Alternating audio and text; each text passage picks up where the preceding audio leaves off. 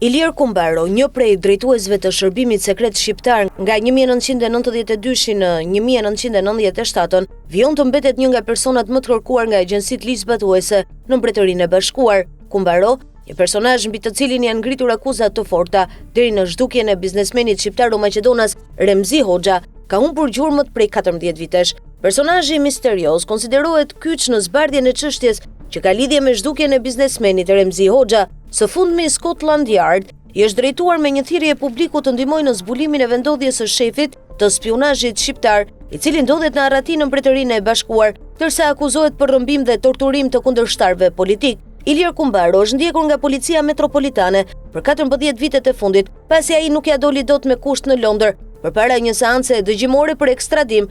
Në dhjetor 2011, shkruan The Telegraph, Kumbaro, rreth 70 vjeç, kërkohet në vendin e tij të lindjes, Shqipëri, për urdhërimin e rrëmbimit dhe torturimin e 3 burrave në vitin 95, të cilët dyshoheshin se komplotonin kundër presidentit atëhershëm Sali Berisha. Policia metropolitane ka lëshuar një apel të ri për të rirë për informacion mbi Kumbaron përmes organizatës bamirëse Crime Stoppers. Gazeta Telegraph shkruan se detektivët po bëjnë hetime dhe po kërkojnë pista për vendodhjen e Kumbaros. Ai u pa për herë të fundit duke bërë pazar në një supermarket në Cardiff me gruan e tij në vitin 2016, sipas një burimi shqiptar. Rikapja e Kumbaros do të sillte një farë qetësie për familjen e Remzi Hoxhës, një biznesmeni shqiptaro-maqedonas, i cili u rrëmbye në veri të Tiranës më 21 tetor 95 dhe u torturua në një vend sekret së bashku me Zizo Kristopullin dhe Avdyl Loshajn.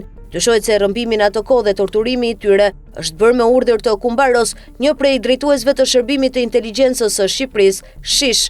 Djali i tij, Ardian Hoxha, i tha gazetës The Telegraph se jemi shumë të lumtur që më në fund autoritetet britanike janë riangazhuar me rastin e Ilir Kumbaros, personit që rrëmbeu, torturoi fizikisht dhe vrau baban tim. Kumbaro u largua në Mbretërinë e Bashkuar në vitin 96 dhe kërkoi azil me emrin e rrem Shaqa Shatri. Ai bindi zyrtarët e imigracionit se ishte një refugjat kosovar që po ikte persekutimit nga Serbia. Për 13 vjet, ai bëri një jetë të dyfisht në një apartament komunal në Fulham, në perëndim të Londrës, dhe mbijetoi me mijëra pound përfitime, strehimi dhe pagesë për ata që kërkojnë punë. Policia metropolitane filloi kërkimin aktiv për Kumbaron në qershor 2008 pas një kërkese nga autoritetet shqiptare. Mashtrimi i tij mori fund kur ai njoftoi detektivët në mënyrë të pashpjegueshme, duke përdorur emrin e tij të vërtet për të kërkuar përfitime të mëtejshme për depresionin dhe çrregullimin e stresit posttraumatik.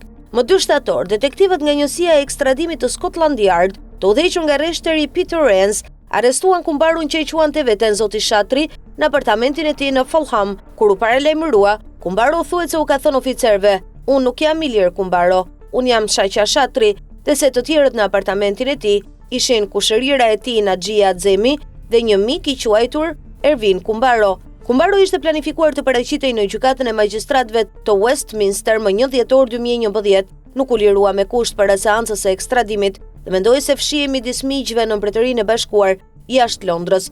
Ardian Hoxha thotë se ne kishim humbur besimin në sistemin e drejtësisë së Britanisë së Madhe, por duket se ka ende individ të ndershëm që duan të shohin që drejtësia të zbatohet.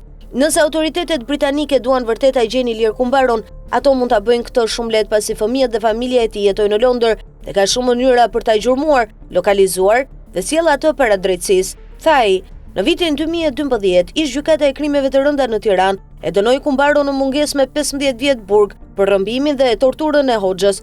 Misteri që rrethon zhdukjen e Hoxhës është thelluar pas vargut të vdekjeve të atyre që ishin të lidhur ngushtë me rastin. Bashkim Gazidede, ish kreu i SHIK dhe ai që urdhëroi marrjen në pyetje, vdiq në Turqi në vitin 2008. Budion Meçe, një ish oficer i SHIK, i cili sipas prokurorisë torturoi personalisht Hoxhën në Lezhë, vdiq në Tiranë në vitin 2018. Xhevat Hana, ish prokurori që hetoi rrëmbimin dhe këmbgulin e ekstradimin e Kumbaros, vdiq papritur në një spital italian në vitin 2012.